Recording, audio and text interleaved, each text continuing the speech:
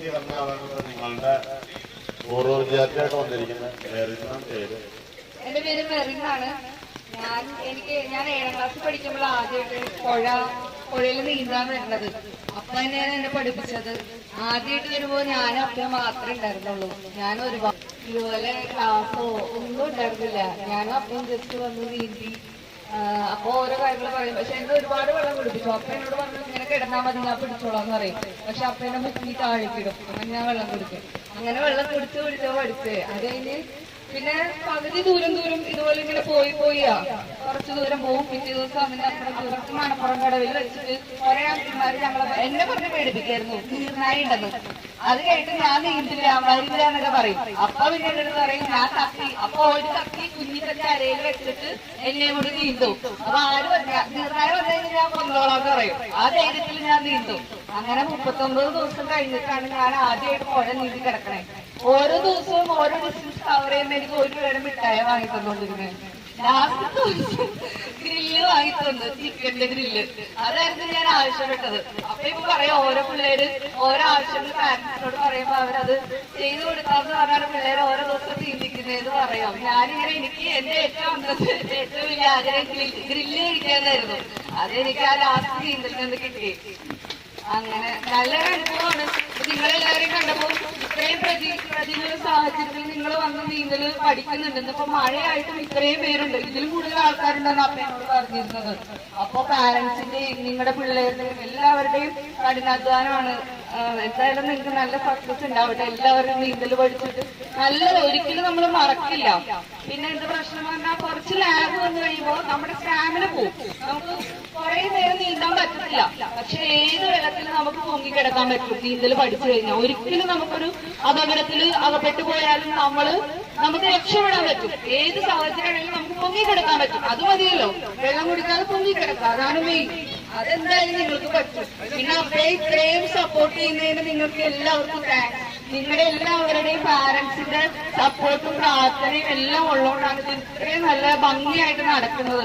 എല്ലാവർക്കും thank you. കാരണം അപ്പേ ഇത്രയും സപ്പോർട്ട് ചെയ്ത് നിൽക്കുന്നതിനും എല്ലാത്തിനും.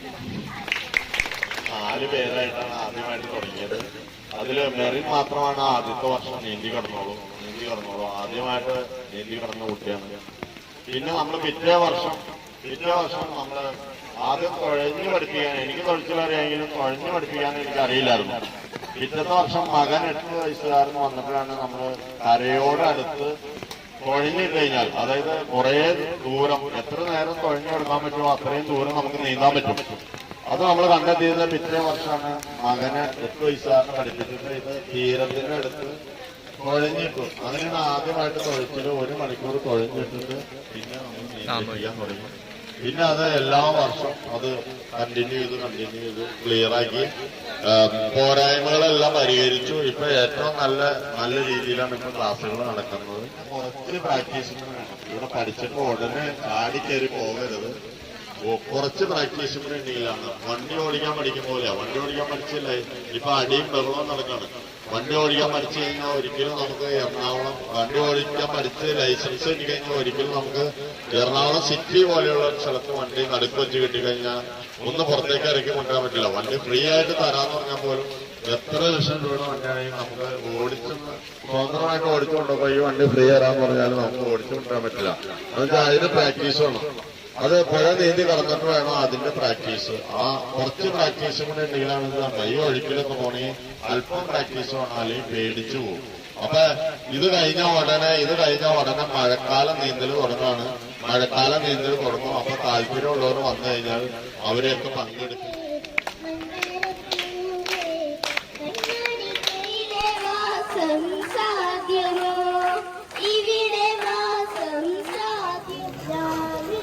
വേറൊരു അവന് സാഹിത്യത്തിന്റെ കിസ് 4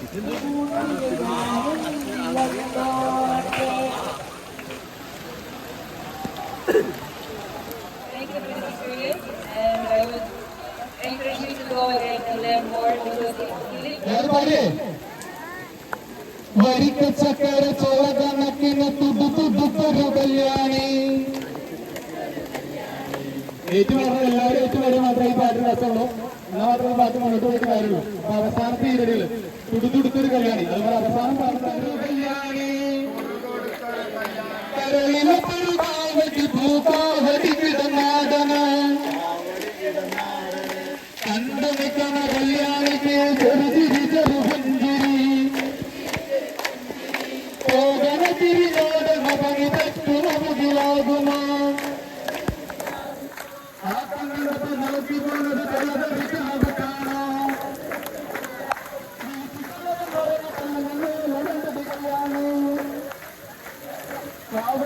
അമ്പലത്തിലെ ആലഹ്യയിൽ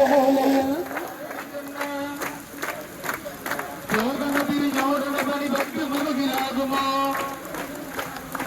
ചിട്ടലനം പറഞ്ഞിട്ടുള്ള കല്യാണി അരച്ചരച്ചു ഞാൻ അടുത്തു ചെന്നിട്ട് എത്തി നോക്കിയ നേരത്ത് കഴുത്തിലിട്ടൊരു താലിമാല കാട്ടി തന്നത് കല്യാണി കുടുംബക്കാര കണവനുണ്ടെങ്കിൽ കടുപ്പം കണ്ടത് കല്യാണി കുടുംബക്കാര കണവനുണ്ടെങ്കിൽ കടുപ്പം കണ്ടത് കല്യാണി കടുപ്പം കണ്ടത് കല്യാണി വരിക്കച്ചക്കട ചോദനത്തിന് തുടുത്തുടുത്തൊരു കല്യാണി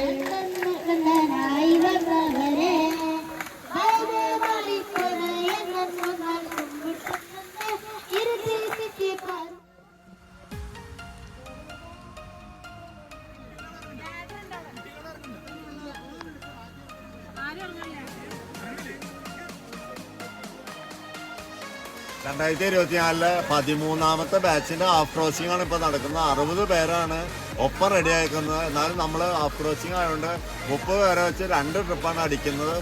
ഇവരൊക്കെയാണ് ഈ 30 പേര്. ആദ്യ ബാച്ചിൽ 30 പേര്.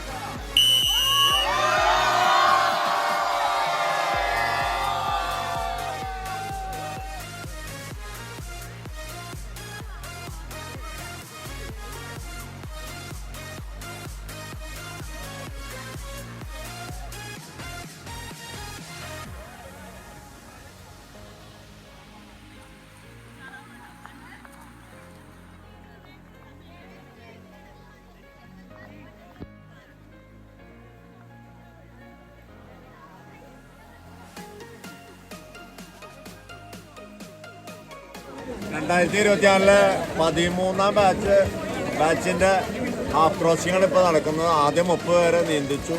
ഇനി അതിൽ തന്നെ രണ്ടാമത്തെ ഭാഗക്കാരാണ് വേറെ 30 പേര്. അവരാണ് ഇരിക്കുന്നവരെല്ലാവരും. ഇപ്പം തന്നെ അവർ ഹാഫ് ക്രോസിങ്ങിന് പോകും. ശനിയാഴ്ച നീന്തി കിടക്കാനുള്ളതാണ്, ക്രോസ് ചെയ്യാനുള്ളതാണ്.